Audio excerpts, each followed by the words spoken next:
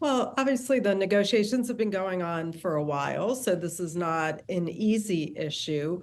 But this is the way to get it done, to sit at the bargaining table, let workers have a voice in the big important decisions about how these ports are going to operate going forward. But I think, you've hit on a really important sort of new participant at the table, and that's the incoming president, Donald Trump. And are these dock workers really going to believe that he's going to continue to stand with them the way that President Biden did when they started these negotiations? I think that's a variable that none of us know exactly how that's going to play out. Well, are we simply talking about delaying the inevitable here? Or should dock workers have some sort of claim on manual labor that cannot be replaced by automation? It's really not an either or. And, I think if you really dive into what the dock workers want, and it's similar to what all workers who are facing technological change to their jobs want, which is to have a say in how these big changes happen, to have their interests and not just sort of the corporate bottom line or the shareholders' interests taken into account as these decisions are being made. So it's not sort of binary, yes, automation, no automation. It's how are these changes going to unfold? What's the pace of change? What kind of supports are put in place for workers whose jobs really are transformed by new technology? And it's an issue that's just going to keep coming up again and again, as you highlighted, as AI finds its way into more and more workplaces. So it's really important that we have good models of these kinds of transformations happening with workers, not just to workers.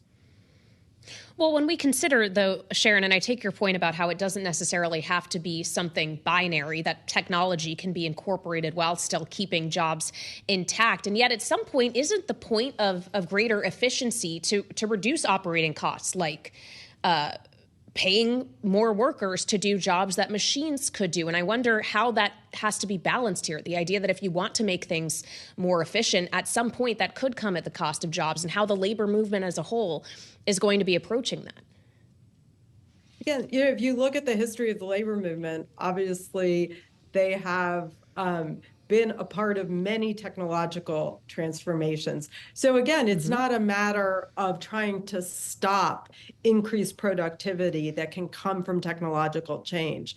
But then what are the interests of the workers in making those transformations? Are there resources made available for workers to reskill or upskill, or to spread the remaining work among more people? Again, it's not just about, do you show up one day and your job is gone, or do you keep the technology out of the industry? It's having a process and giving workers a voice and having their interests be part of the strategy for bringing new technology into the workplace. Or do we make existing workers more productive by leveraging this technology? Sharon, we hear so much about labor shortages, and you've got to, as I mentioned, someone like Mark Benioff talking about an AI workforce. If you can't find the people, well, we've got them for you here in a different world. That doesn't necessarily have to mean job cuts, does it? It doesn't. And in fact, I think what we're seeing right now is more sort of enhancement and augmentation of jobs than actually replacement of jobs. And, there are certainly lots of people who will tell you that they can look into the crystal ball and know exactly sort of where this AI process is going. We don't know. But I think what we've seen so far is that it isn't a replacement story. It's an augmentation story, but it's also a surveillance story. It's also a taking humans out of management story. And I think it's really important to remember that that's also part of what we need to be dealing with as AI comes more into the workplace. Is it harming workers, even when it's not taking their jobs, it can still be detrimental to the quality of jobs, or it can, in fact, make jobs safer. If automation can do some of the parts of jobs, tasks within jobs that are particularly dangerous, that are maybe particularly tedious or monotonous, that can be a win-win for both productivity, for the workers. But again, you need to, employers, managers need to be listening to workers to really understand what is happening at work so that they can together figure out both what will make the job most productive, what will make it most safe, and hopefully what will continue to make it a good job.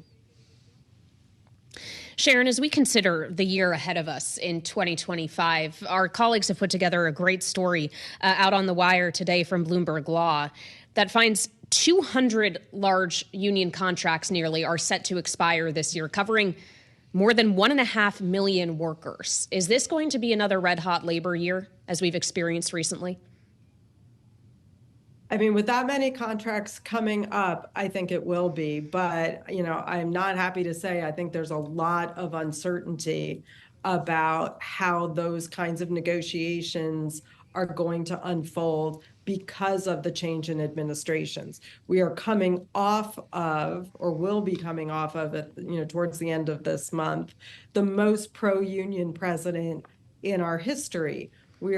Then will be inaugurating a president who had a record in his first term of undermining the labor movement, of undermining workers when they came to the bargaining table.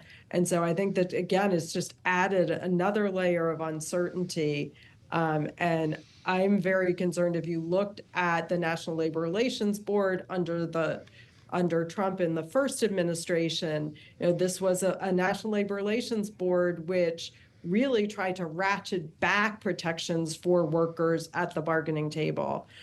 So I think that's going to put some added pressure on those negotiations. But again, with that many contracts up at one time, it kind of creates its own momentum and its own dynamic. So it should be a very, very interesting year to watch labor.